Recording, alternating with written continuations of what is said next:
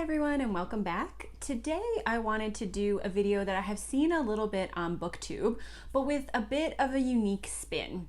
So I've seen a lot of people do, if you like this book, then maybe you'll like this book, and give recommendations based on the type of books that they have read. But since the goal of this channel was for me to start reading more modern fantasy as opposed to the classic fantasy that I had read in my earlier years, I thought that I would take some of the works of modern fantasy that I've read over the last couple of years and recommend a book of classic fantasy that I feel encapsulates some of the same themes and some of the same character work and some of the things that I loved about those books.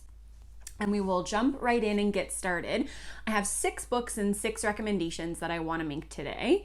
And the first one is based on a series that I just finished and loved, which is the Faithful and the Fallen series by John Gwynne.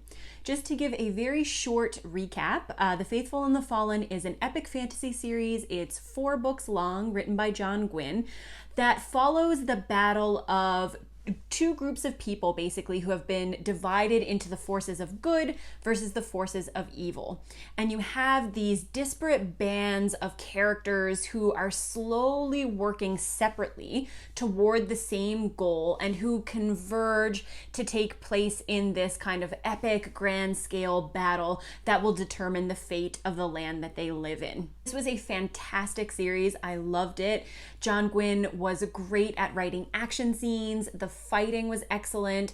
But what I personally liked was that he could take these themes of good versus evil and reframe them and reproduce them in a way that felt unique, that felt fresh, and that felt like the stakes were still very high. His character work was excellent. I loved a number of the characters that he created in these books. And for that reason, this ranks really highly among the modern fantasy series that I have read. The series that I wanted to, or really this is just one book, the book that I wanted to compare this to and to recommend would be Stephen King's post-apocalyptic novel, The Stand. These are not exactly the same, and if you love The Faithful and the Fallen for the action sequences, for the detailed battle scenes, then no, you probably won't like The Stand.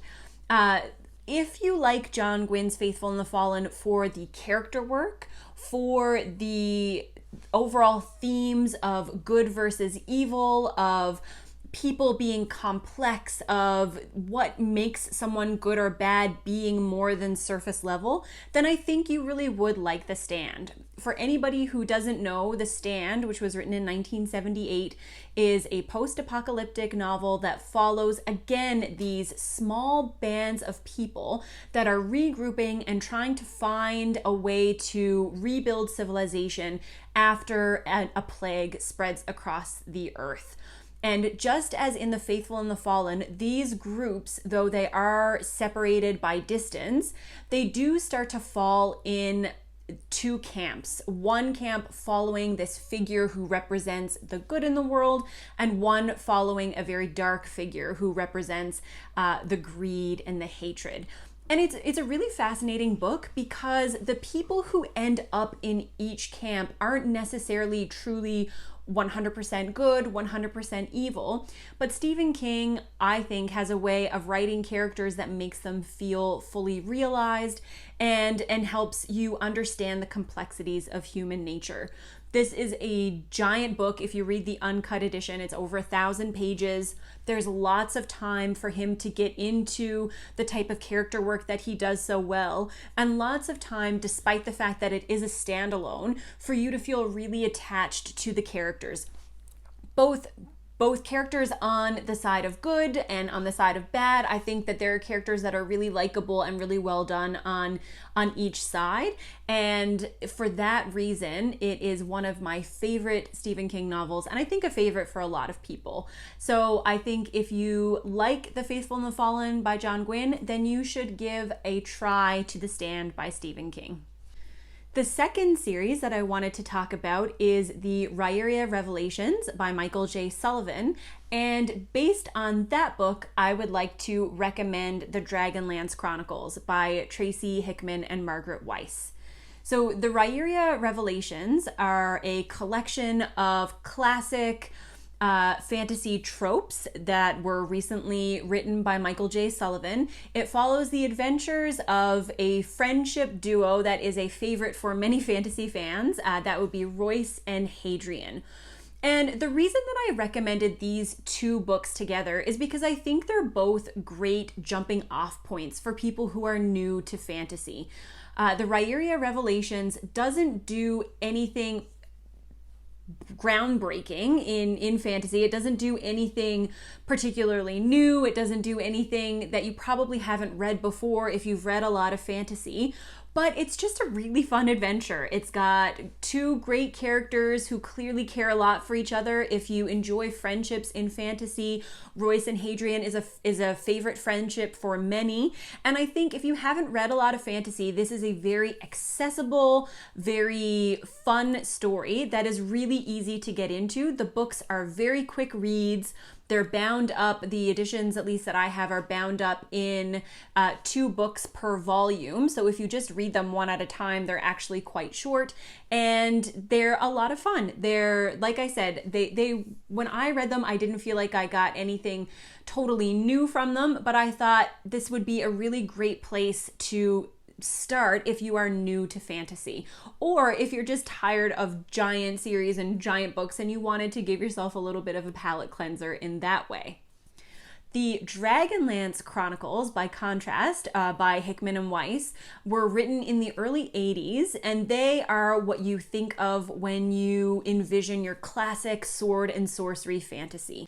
They follow a group of characters of various races and follow them along their quest as they're kind of trying to accomplish things and work together. Again, there's nothing completely new here. This is a really nostalgic series for a lot of people, myself included, but I still think that it's a great place to start if you're new to fantasy. It has the camaraderie, that idea of good versus evil, the hero's quest. It's got a diverse range of characters, and the writing, while, would never win any awards for most lyrical prose, it's very accessible, very easy to read. These are really digestible fantasy books. And if you like them, there's a bajillion more of them, so you can just keep reading in that world forever. But if you like the Ryeria Revelations, or if you also felt like that was a good entry point to fantasy and you wanted another book to recommend to someone, I think that these pair fairly well together. Next, I'm going to shift gears a little bit and go into a different fantasy focus, and that would be more of the mythological retellings that have been getting this big resurgence over the past couple of years. And for the purposes of this video, I will select Cersei by Madeleine Miller. So Cersei, which was published a couple of years ago, is a retelling of the witch figure, Cersei from Greek mythology. And Madeleine Miller looks at Cersei in a bit of a different way than she has been portrayed throughout the mythological history that we know so well. She casts a feminist lens on Cersei and allows for her story to be told in a different perspective than it has been in the past. Madeleine Miller's writing is very accessible. Again, this is a great jumping off point for people who are used to reading contemporary fiction or literary fiction and they want to slowly introduce themselves into fantasy. I think this is a good stepping point because obviously there are mythological creatures, although this is not what you would call a traditional fantasy. It certainly has fantastical elements, and it takes a well-known historical figure and paints them in a little bit of a different light. The book that I wanted to recommend if you enjoyed Cersei or other books like Cersei would be the Arthurian Saga, the novels in the Arthurian Saga by Mary Stuart, the first of which is The Crystal Cave. So this was one of my favorite King Arthur retellings when I was younger. I've read a ton of King Arthur retellings and will read any of them. So if you ever have any recommendations, feel free to leave them below because I will read anything.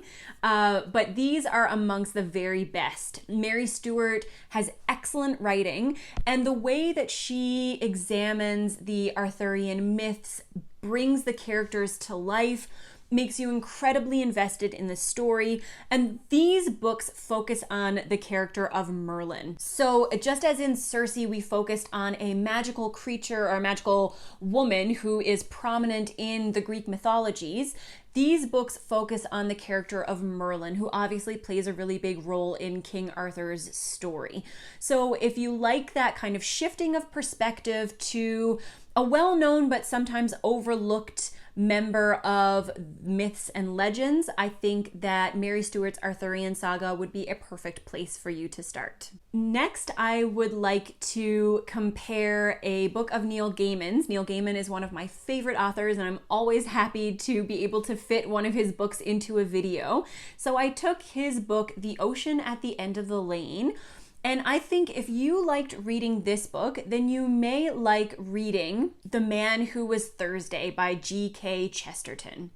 So just to give a little recap, The Ocean at the End of the Lane is one of Neil Gaiman's more recent novels, and it kind of fills the space of magical realism.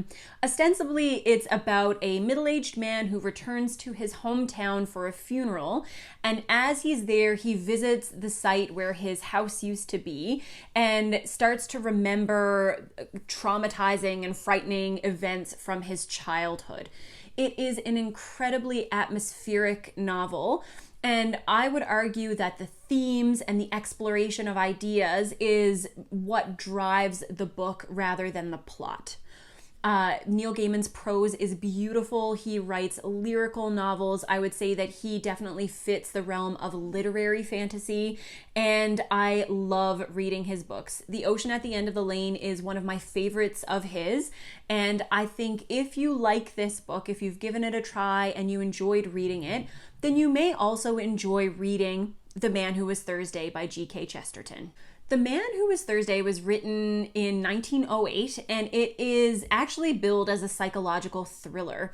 I know that G.K. Chesterton is and was an influence for Neil Gaiman, so I don't think it's a huge stretch to suggest that if you enjoy Neil Gaiman's more atmospheric writing, that you may enjoy Chesterton's writing as well. Chesterton's novel, so the background plot of this novel is that it takes place at turn of the century London and follows 7 anarchists who are named after the days of the week. It's hard to give any more of the plot away than that because this is a very tight, compact novel. It is not very long.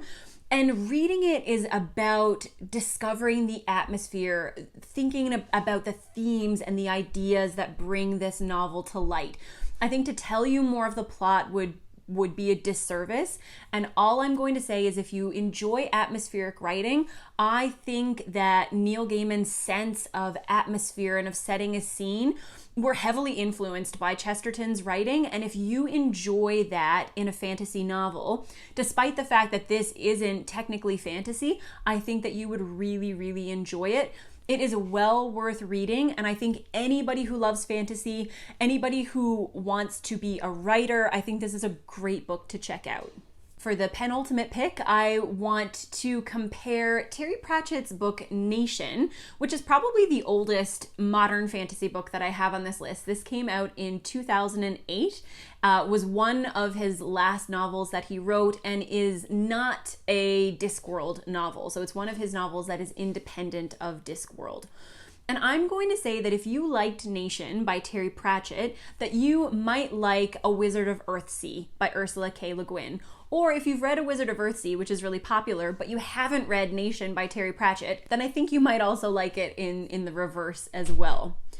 So Nation, just to give you a short summary, is about a young boy and a young girl who are marooned on an island that is in a world that is much like our own Earth. And it's about how they struggle to survive on that island, how they come together. It's really a coming of age story, and it is fantastic. I think the character work is excellent. The themes that are explored are really interesting. It is a YA novel that is appropriate, I think, for all ages, and I think will become a classic. I think this is a YA novel, or I hope this is a YA novel that people will be reading for decades to come. Similarly, Ursula K. Le Guin's Wizard of Earthsea is a young adult novel that has stood the test of time. It was published in the 60s, and I feel that even though it probably doesn't have the same popularity with a mainstream younger audience today, there are tons of people who still remember reading it fondly. And I see lots of booktubers now who are just starting to pick it up and really appreciate it for what Le Guin accomplished. I think Ursula K. Le Guin was far ahead of her time in terms of her representation, in terms of her writing. Stylistically, her writing is really nice, and Wizard of Earthsea is, again, a classic fantasy coming-of-age story that can be enjoyed regardless of age. It's, I think, would be great to introduce younger kids to fantasy, but is also nice for older readers who want to go back and taste a little bit of that nostalgia of what fantasy was like when you were a young person and you were reading. So if you like one of these, then I think that you would have a really good time reading the other. The final comparison that I want to make is with a middle grade novel that I read last year and really loved, and put me in mind of another book for young people that I had read a long time ago. So the new book is The Girl Who Drank the Moon by Kelly Barnhill, and I would like to recommend, if you like this book, I would like to recommend The Last Unicorn by Peter S. Beagle. So The Girl Who Drank the Moon is one of those whimsical fairy tale-like middle grade stories that is about a group of people who live in this village called the Protectorate. And they believe that there is an evil witch who lives in the woods, and every year they select a baby to be taken from the people of the Protectorate and sacrificed to this witch in the woods. The witch, by contrast, is actually a really nice person, and she rescues these babies, unsure of why people are throwing them away in the woods, and brings them to other towns, to families who would like children and want kids to take care of. One night she picks up a little girl who's left in the forest, and instead of feeding her Starlight, which she feeds to all of the other abandoned babies, she feeds her Moonlight, and this unlocks magical powers. And so she takes this little girl on as her ward and raises her as a granddaughter. And we follow the story of this witch, of the granddaughter, and of the people who are within the Protectorate. It is a magical story. It is beautiful. It is one of the books that made me cry last year. I think it is the type of middle grade story that is a great read for anyone.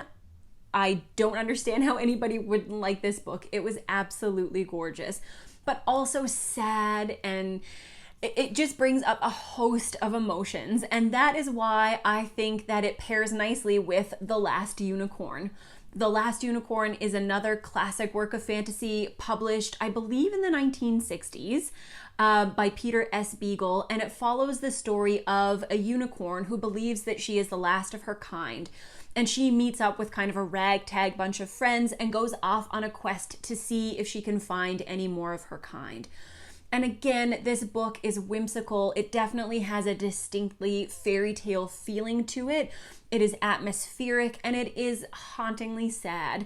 It, again, will bring up a host of emotions. And while I think it is a little more melancholy than The Girl Who Drank the Moon, I do think that they pair well together, and that if you enjoyed reading one of them, that you would likely enjoy the other. And that is it for right now, for my recommendations of which modern fantasy books pair well with classic works of fantasy. And I hope that you enjoyed it. I hope that this helps you find some books that you otherwise haven't read or may not have read. If you have any suggestions or books that you think pair a little better, if you have any other pairings like this that you would like to suggest, then I would love to hear them. And I'll see you again with another video soon. Bye.